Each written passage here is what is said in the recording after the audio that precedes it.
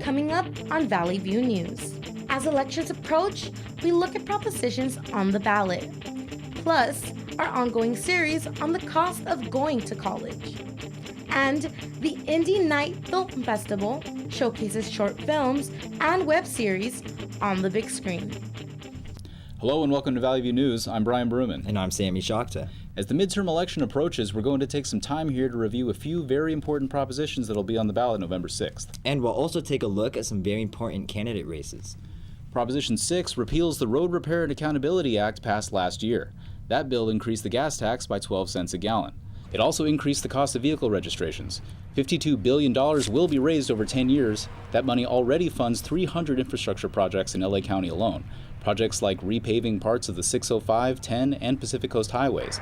But Prop 6 supporters say that the fuel tax increase was never approved by voters. They say the cost of living in California is already too high, and California already has a $16 billion budget surplus. They want the state to use that money to fix roads and infrastructure, instead of imposing new taxes for it. Prop 6 opponents claim that road repair projects already underway will lose funding if it passes. For drivers, that could mean higher costs to fix vehicles damaged by decrepit roads. Worst-case scenarios involve people dying because of poorly maintained bridges and roads. These opponents say gas tax funds will continue to help communities and upgrade numerous infrastructure projects across the state. In the meantime, Prop 6 supporters say state legislators reduced Caltrans spending by 18% in the last 10 years. Lastly, they say the way the current tax bill works means taxes will increase every year, making California more expensive to live in. A recent poll by the California Public Policy Institute shows 41% of voters are in favor of Proposition 6, with 48% against it. Prop 10 is also on the ballot. If voted in, it would let cities put new restriction on rents. It would also expand existing rent control policies. The government could incur some additional costs as well. Arguments favoring Prop 10 claim that rents are already too high. Prop 10 will free local communities to decide what rent control measures they need. At the same time, it's believed that Prop 10 will help tenants save money that could be spent on other things. Prop 10 opponents say it will put more bureaucrats in control of rent control laws. That will make the housing crisis worse. They say if it's adopted statewide, there will be less construction and rental property values will drop. Recent polls showed that there are more people opposing Prop 10 than supporting it.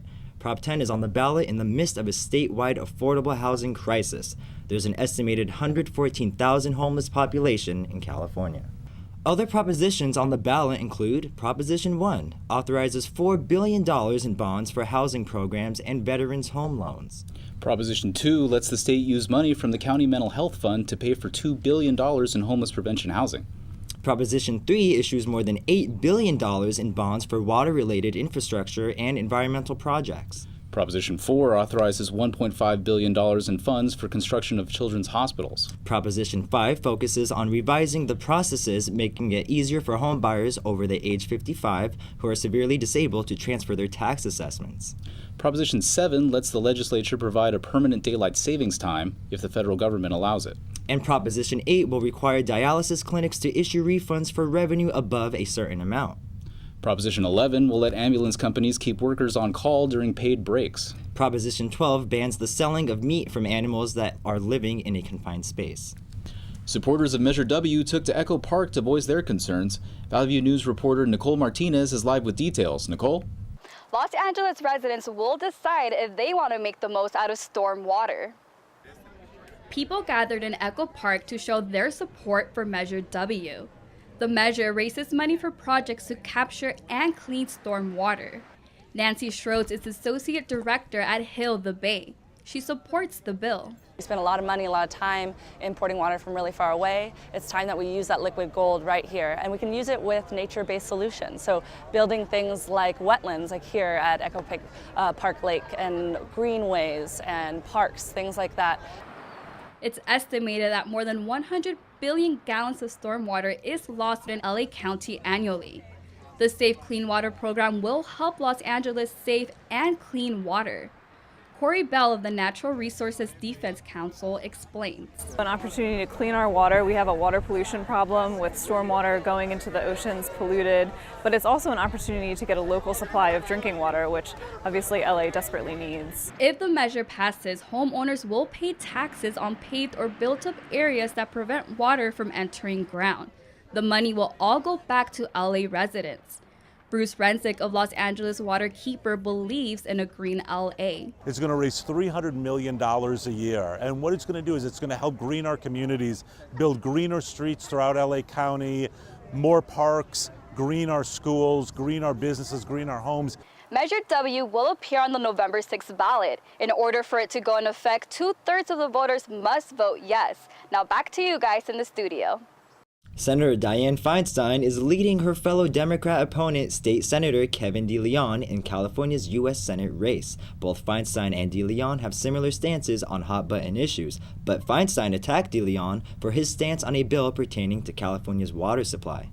Current polls show Senator Feinstein leading DeLeon by 16 points. She's been California Senator since 1992, and at 85 years old, she apparently remains popular among voters. The race also highlights the small amount of options available for conservative voters. There is not a Republican in the Senate race to vote for. Jerry Brown's term as California governor is coming to an end. The two frontrunners to replace him are Democrat Gavin Newsom, the current lieutenant governor of California, and Republican John Cox, a businessman and accountant from Illinois. The candidates will have to tackle the marquee issues in California: homelessness, the housing crisis, and climate change. Newsom and Cox's approaches to these and other issues are largely in line with their political parties, with Cox advocating for free markets and deregulation, and Newsom pushing for the state to raise funds and use policy to solve these issues. Outgoing Governor Brown is well aware of the work ahead for the next governor. In his final State of the State address, Brown said to whomever the winner is, "What's out there is darkness, uncertainty, decline, and recession. So good luck to you, baby." Congressman Brad Sherman and his opponent Mark Reed will face off during this midterm election to represent California's 30th District. Sherman, a Democrat, has been congressman since 2013. His opponent, Mark Reed, is running as a Republican. Preliminary polls indicate that Brad Sherman is expected to win again. In case you're wondering which district you're in, the 30th District covers the western San Fernando Valley of Los Angeles County and the eastern Simi Hills of Ventura County. As a reminder, November 6th is Election Day. If you don't have a car but you want to go vote on Election Day, Uber and Metro are helping you out. Metro is offering free rides on its buses and trains on Election Day. This follows the trend of cities like Houston and Kansas City who have free public transportation for elections. Uber, for its part, is offering a $10 discount on rides to polling places. That could easily cover a ride to a nearby polling center.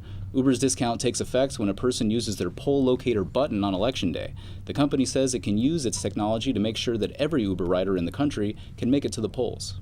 Some college students face housing insecurity and homelessness. The Wisconsin Hope Lab surveyed 43,000 students in 20 states. It found 36% of students were housing insecure last year. Some lived in overcrowded homes and struggled to pay rent. 9% of students reported being homeless.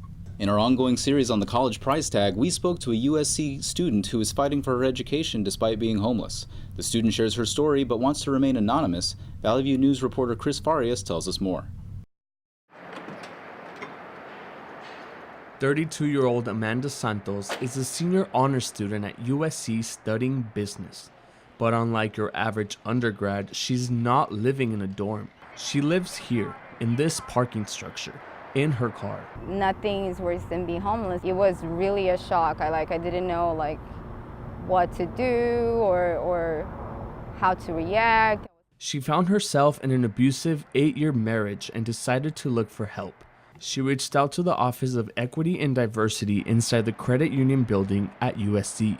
For her own safety, the investigators told her to leave her home and husband immediately. They promised to provide her with housing at a hotel near USC. I even told them, what's going to happen a week from now? I'm going to be homeless. No, we're going to figure it out. And a week later, they say, I'm sorry, but there's nothing I can do for you. You're homeless. At a school with an annual tuition of $50,000 a year, she was able to pay this semester with financial aid. She hasn't attended classes because she's scared her peers will figure out she's homeless. I felt that kind of everybody knew that something's going on, so that's why I couldn't go to classes anymore. I was having bad panic attacks. It's been over a month and a half since Amanda began sleeping in her car. Although she received food stamps this month, she's worried about something even more important. I'm losing the most precious thing in my life, which is my education, the thing that kept me going all this time. Amanda's reaching out to her professors and hopes she can get an extension to turn in her missing work. She's afraid she won't be able to graduate next semester if she remains homeless. In Northridge, reporting for Valley View News, I'm Chris Farias. The synagogue shooting suspect made his first court appearance earlier this week. Robert Bowers entered the courtroom in a wheelchair. He faces 29 federal charges after he was arrested for killing 11 people at the Tree of Life synagogue. The U.S. attorney in Pittsburgh says he'll seek the death penalty. Bowers is expected to return to court on November 1st. Earlier this week, CSUN students held a vigil remembering the shooting victims. The students prayed, lit candles, and held a moment of silence to honor the victims. Communities across the nation are holding vigils and standing in solidarity with the victims.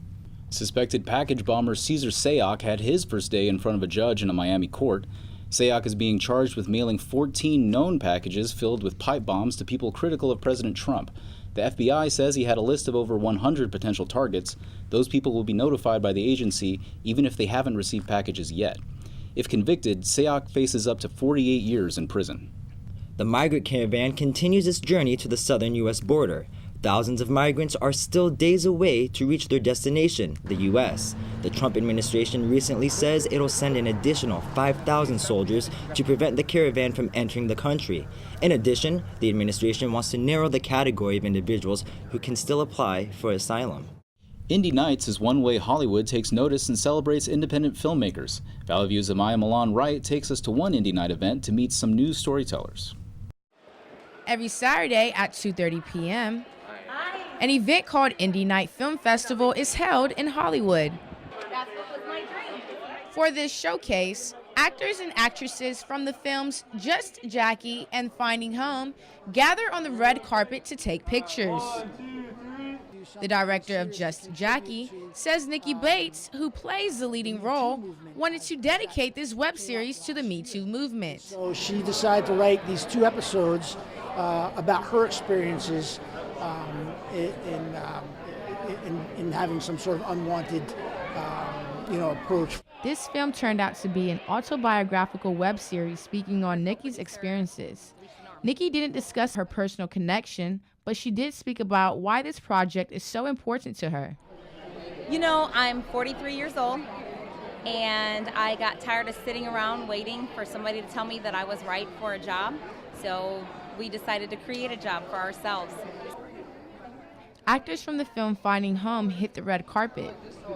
Actor Dejon Paramore shared how he was looking forward to seeing how the film would turn out after long hours of rehearsal.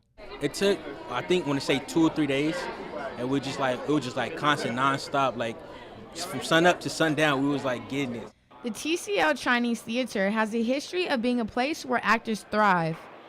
Award-winning actors and casting directors gather to watch films produced through this festival to find upcoming filmmakers, actors, and directors. This is Imai Milan Wright at the TCL Chinese Theater in Hollywood. Valley View News. Now we go into the world of entertainment. Daria Hariri, what do you have for us? So much, Brian. 22-year-old rapper Tekashi 6ix9ine was involved in a brawl that turned into a shooting. It happened just hours after he was sentenced and placed on probation in criminal court. Deputy Inspector Kathleen Walsh says how the brawl all started. Some males tried to enter the restaurant and were denied by the private security. These males came back a short time later and struck one of the private security guards over the head with a chair. This security guard produced a licensed handgun and fired 2 times, striking one of the individuals in the torso. This individual was removed to an area hospital where he's being treated. The rapper was sentenced to 4 years probation after pleading guilty for having sex with a minor. NBC canceled Megyn Kelly's show after she made a controversial remark about blackface.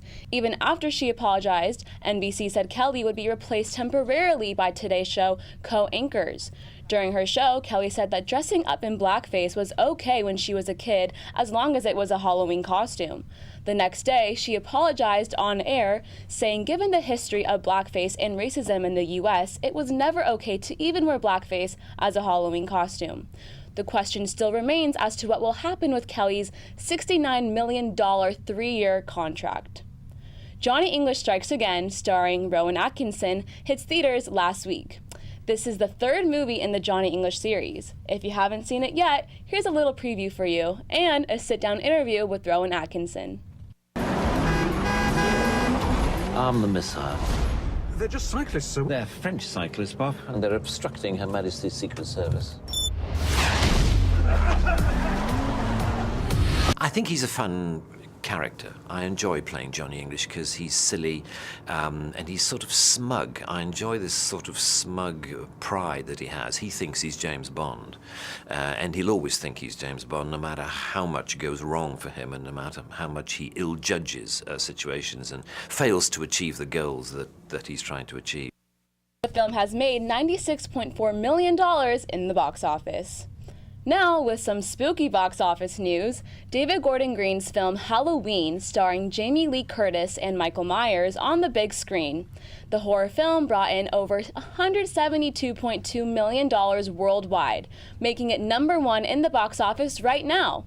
Box Office Mojo said Halloween has helped contribute to this month being the highest-grossing October of all time, with grosses topping $785 million, with 3 days in the month left to go.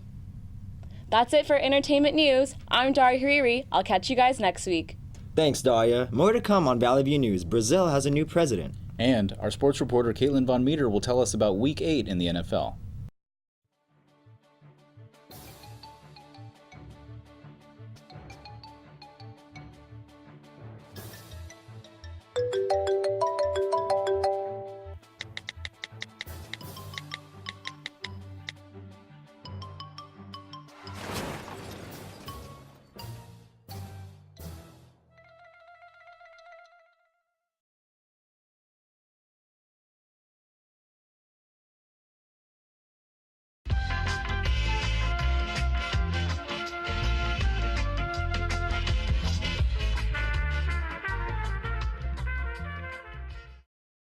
CSUN's campus newspaper, The Sundial, has a few stories in the works. Here's the Sundial's editor-in-chief, Augustine Garcia, with details. Thanks, Sammy and Brian. The Sundial published 2 stories last week. One story was on how a CSUN student and her brother immigrated to the United States at a young age. Another story is how our 7 things freshman students and transfer students should take advantage of when they're here at CSUN. In other news, we're still accepting applications or work for our Arts in the Edition. If you have any questions or want to submit, please email ane@csun.edu. Back to you guys. Thanks, Augustine. Tragedies and elections are happening around the world. Catherine Molina is in our Digital Media Center with news. 6 bodies have been found as of Monday after a plane crash near Indonesia. The Lion Air flight was carrying 189 people when it suddenly disappeared from radar. It was a new Boeing 737 MAX 8 flying to Pangkal Pinang. It crashed only 13 minutes after takeoff. The cause of the crash is still under investigation. Supporters of Brazil's president-elect Jair Bolsonaro celebrated in the streets of Rio de Janeiro after his election. Bolsonaro was declared the winner after 94% of the votes were counted. He promised to run a government that protects citizens who do their civic duties and respect the laws. His victory caps one of the most violent political campaigns in Brazil's history, amid a prolonged recession, rising crime rates, and widespread corruption scandals. Runners were forced to make their way through ankle-deep water during the Venice Marathon. Runners powered through the water as spectators cheered them on. Reports say the flooding was caused by Aqua Alta, a high tide from the Adriatic Sea. This follows last year's mishap when athletes were sent in the wrong direction for several hundred meters. That's it for international news. Now back to you guys in the studio. It's been a crazy week for sports fans in LA. Let's get the latest on sports with Caitlin Von Meter. What's going on? Thanks, Sammy. The Boston Red Sox are the World Series champions. In the final Game 5, Red Sox Steve Pearce hit a 2-run home run off Clayton Kershaw's 6th pitch of the game. First inning, Boston is up 2-0. Pearce hit a solo home run to left field. This extended the Red Sox lead 5-1. With a 1-2 pitch, Red Sox pitcher Chris Sale caught Dodgers Manny Machado swinging for the final strikeout. The Red Sox celebrated a huge 5-1 victory over the Dodgers. The last time Boston won the World Series was in 2013. There's a lack of African American baseball players in the youth leagues that typically feed into Major League Baseball. Valley View's Jay Davis explains. Baseball, America's pastime, has seen a drop-off in African American players in the last few decades. Everything on TV is majority NBA, NFL, so that's what kids see most on TV. If they don't have someone there that's there to usher that game down to them, they probably won't pick it up. MLB has made an effort to increase participation in youth programs, including the RBI program that has produced current major leaguers from inner cities. You see people that look like you doing that well in upper level that you want to get towards, especially as a player, then you're going to want to have your friends join you, just want to have that dream, you know, making it to the next level.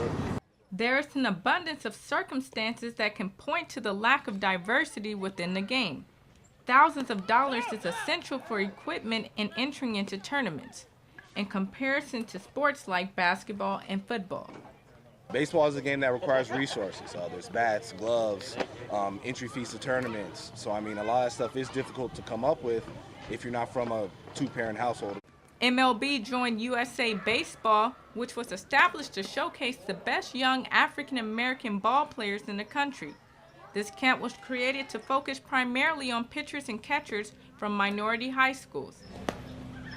I learned about people like Roy Campanella and people who can play other positions just like that. I know we're not confined just to the fastest positions in the field. 71 years after Jackie Robinson broke the color barrier for Major League Baseball, statistics still show a decline in African-American ball players. From Northridge, I'm Jay Davis reporting for Valley View News. The Los Angeles Rams remain undefeated as the team improved to an 8-0 record. The Rams beat the Green Bay Packers 29-27 in a thriller at the Los Angeles Memorial Coliseum. Rams running back Todd Gurley ran for 114 rushing yards and caught 81 receiving yards, including a touchdown. Rams quarterback Jared Goff threw for 295 yards and 3 touchdowns and no interceptions. He hit second-year wide receiver Josh Reynolds in the end zone for 2 touchdowns. Packers quarterback Aaron Rodgers then threw a laser pass to rookie wide receiver Marquez Valdez-Scantling for a touchdown. The Packers then took the lead 27-26 in the fourth quarter. However, not to be denied, Goff led his powerhouse offense back down the field for a game-winning field goal, and the Rams sealed the win after the Packers' Ty Montgomery fumbled a kickoff return with 2 minutes left in the regulation. The Tampa Bay Buccaneers quarterback Jameis Winston was benched in the third quarter against the Cincinnati Bengals. Winston threw 4 interceptions. This pick, which was the last straw for Buccaneers coach Dirk Koetter. Backup quarterback Ryan Fitzpatrick executed 3 scoring drives in the fourth quarter to tie the game at 34, including this 80-yard pass to speedy receiver Mike Evans, who ran the ball in for a touchdown. The Buccaneers' effort fell a little short as the Bengals kicker drilled a game-winning field goal as time expired. Tampa Bay dropped to 3-4, and Cincinnati moved on to 5-3. Week 9 starting quarterback for the Buccaneers is to be determined. That's all for sports. Back to you guys. Thank you, Caitlin. Coming up on Valley View News, 2 people won the Powerball. Also, children around the world are living in heavily polluted areas. Stay with us.